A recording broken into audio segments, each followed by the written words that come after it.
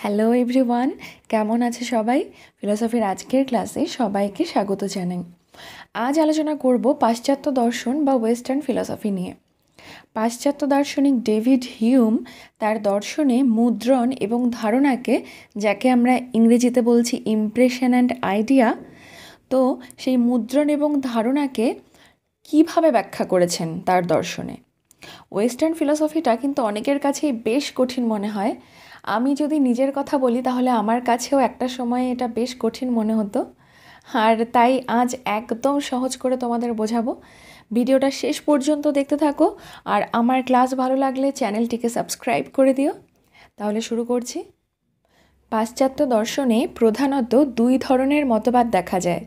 একটি হলো অভিজ্ঞতাবাদ এবং অপরটি হলো বুদ্ধিবাদ। এই অভিজ্ঞতাবাদ এবং বুদ্ধিবাদের মধ্যে পার্থক্য বা মিল কী কী রয়েছে সেটা নিয়ে কিন্তু একটা ক্লাস আমি অলরেডি করিয়ে ফেলেছি। তোমরা যারা দেখোনি তারা দেখে নিও, লিঙ্ক আমি ডিসক্রিপশন বক্সে দিয়ে রেখেছি।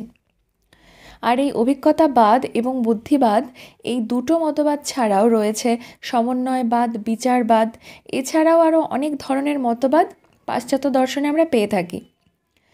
তো পাশ্চাত্য দার্শনিক ডেভিড হিউম ছিলেন একজন অভিজ্ঞতাবাদী দার্শনিক। অভিজ্ঞতাবাদ মানে তোমরা সকলেই জানো আশা করি। অভিজ্ঞতার মাধ্যমে দৈনন্দিন জীবনের বিভিন্ন ঘটনার মাধ্যমে আমরা যে জ্ঞান লাভ করি সেটাই হচ্ছে অভিজ্ঞতা। আর এই অভিজ্ঞতার মাধ্যমে জ্ঞান লাভ করা এই মতবাদকে যারা সাপোর্ট করে তারাই হচ্ছে অভিজ্ঞতাবাদী। তো ডেভিড হিউমও হচ্ছেন এরকম একজন অভিজ্ঞতাবাদী দার্শনিক। হিউমের দর্শনের ভীষণ গুরুত্বপূর্ণ একটা টপিক হলো মুদ্রণ এবং ধারণা, যেটার থেকে পরীক্ষাতে অনেক প্রশ্ন আসে। তো সাধারণ মানুষের জীবনে জন্মের পর থেকে কি করে জ্ঞান লাভ হয় সেটা ব্যাখ্যা করতে গিয়েই ডেভিড হিউম এই মুদ্রণ এবং ধারণার কথা বলেছেন। তাহলে জ্ঞানের উৎস সম্পর্কে ডেভিড হিউমের যে মতবাদ, সেই মতবাদই হলো মুদ্রণ এবং ধারণা। হিউমের মতে মনের সমস্ত জ্ঞানের একমাত্র উৎস হলো এই অভিজ্ঞতা, অর্থাৎ একমাত্র অভিজ্ঞতার মাধ্যমেই মানুষের জ্ঞান লাভ সম্ভব। আর এই অভিজ্ঞতা প্রত্যক্ষের মাধ্যমেই সম্ভব। প্রত্যক্ষ অর্থাৎ চোখ দিয়ে যখন আমরা কোনো কিছুকে দেখি, কান দিয়ে যখন আমরা কোনো শব্দ শুনি, নাক দিয়ে কোনো কিছুর ঘ্রাণ নিই, এই সমস্তই হলো এক এক রকমের প্রত্যক্ষ। এখানে একটা কথা বলি, অনেকেই কিন্তু মনে করে প্রত্যক্ষ মানে চোখ দিয়ে কিছু দেখা, কিন্তু ব্যাপারটা কিন্তু সেরকম নয়। দর্শনের ভাষায় প্রত্যক্ষ মানে সংবেদন। আমরা যখন চোখ দিয়ে কোনো কিছু দেখছি তখন আমাদের দৃষ্টি সংবেদন হচ্ছে বা দৃষ্টি প্রত্যক্ষ হচ্ছে। আমরা যখন নাক দিয়ে কোনো কিছুর গন্ধ পাচ্ছি তখন আমাদের ঘ্রাণ প্রত্যক্ষ হচ্ছে। আবার একইভাবে আমরা যখন কান দিয়ে কোনো শব্দ শুনছি তখন আমাদের শব্দ প্রত্যক্ষ হচ্ছে। তো এইভাবেই দর্শনে এই প্রত্যক্ষ শব্দটাকে ব্যবহার করা হয়েছে। তাহলে এই যে শব্দ প্রত্যক্ষ, গন্ধ প্রত্যক্ষ, এগুলোও কিন্তু এক এক ধরনের প্রত্যক্ষ। মানুষের মনে যা সমস্ত চেতন উপকরণ রয়েছে ডেভিড হিউম তাকেই প্রত্যক্ষণ বলেছেন। আর এই প্রত্যক্ষের মূলে রয়েছে ইন্দ্রিয়ানুভব। আমাদের বিভিন্ন ইন্দ্রিয় অর্থাৎ চক্ষু, কর্ণ, নাসিকা, জিহ্বা ইত্যাদির মাধ্যমে আমাদের যে অনুভূতি হয় তাকেই বলা হচ্ছে ইন্দ্রিয়ানুভব, অর্থাৎ ইন্দ্রিয় দিয়ে অনুভব করা।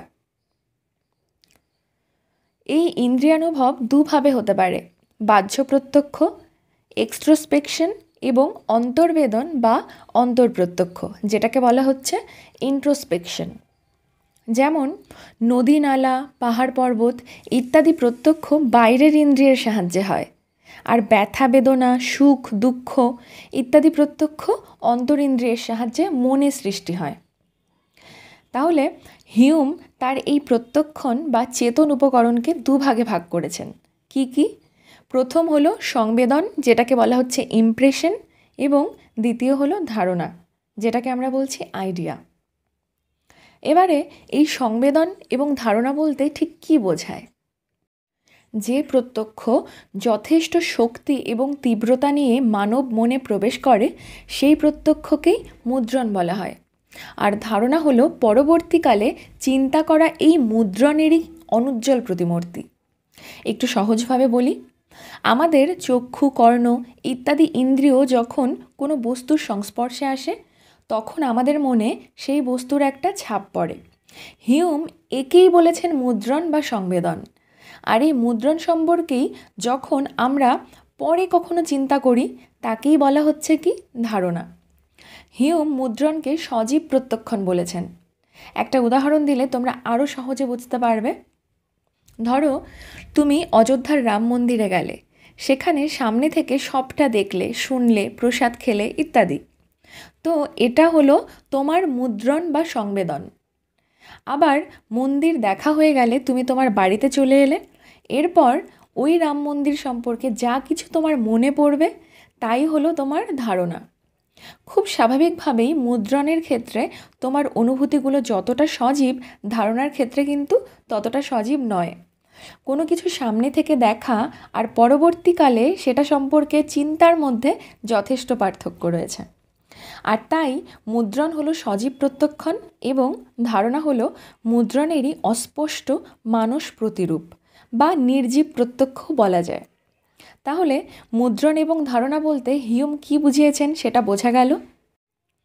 আরও একটু ডিটেলসে গেলে বলা যায়, বিভিন্ন রকম সংবেদনের মাধ্যমেই যেহেতু মুদ্রণ হয়, তাই মুদ্রণ যেভাবে মনকে উত্তেজিত করে তোলে, ধারণা কিন্তু তেমনভাবে পারে না।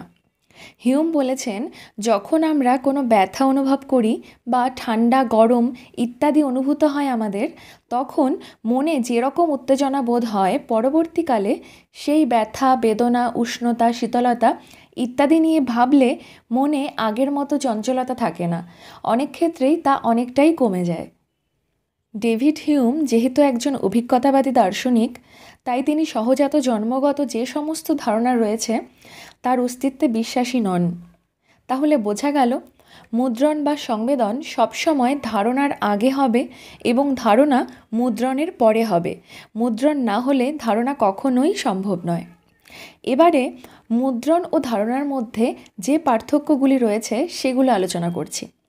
প্রথমত, সংবেদন বা মুদ্রণের উৎস হলো প্রত্যক্ষ, কিন্তু ধারণার উৎস সংবেদন। দ্বিতীয়ত, সংবেদন মনে প্রথম প্রবেশ করে এবং তারপর স্মৃতিতে সেই সমস্ত সংবেদন বা মুদ্রণ ধারণার উদ্ভব ঘটায়। তাহলে মুদ্রণ ধারণার নিয়ত পূর্ববর্তী, আর তাই মুদ্রণ ধারণার কারণ। মুদ্রণ না হলে ধারণাও হবে না। তৃতীয়ত, মুদ্রণ হলো স্পষ্ট প্রত্যক্ষ, অন্যদিকে ধারণা মুদ্রণ অপেক্ষা কম স্পষ্ট। শেষে বলে রাখি, হিউমের মুদ্রণ এবং ধারণা সম্পর্কিত এই যে অভিমত, তা কিন্তু সকল দার্শনিকের কাছে গ্রহণযোগ্য হতে পারেনি বিভিন্ন কারণে। জন্মগত সহজাত ধারণাকে হিউম স্বীকার করেননি, কিন্তু শুধুমাত্র অভিজ্ঞতার মাধ্যমে সমস্ত রকম জ্ঞান লাভ সম্ভব নয়। তাহলে আজকের ক্লাস এখানেই শেষ করছি। তোমাদের কারোর আজকের ক্লাসে কোথাও বুঝতে অসুবিধা হলে কমেন্টে জানিও, আমি চেষ্টা করব আরও সহজ করে বোঝানোর। আর সহজ সরলভাবে ফিলোসফি বুঝতে হলে কিন্তু অবশ্যই ফিলোসফিক্যাল জোনকে সাবস্ক্রাইব করতে হবে। আর ভিডিও ভালো লাগলে লাইক করবে, কমেন্ট করবে, বন্ধুদের সাথে শেয়ার করবে। সবাই ভালো থেকো, সুস্থ থেকো। দেখা হচ্ছে খুব শিগগিরই নেক্সট ক্লাসে।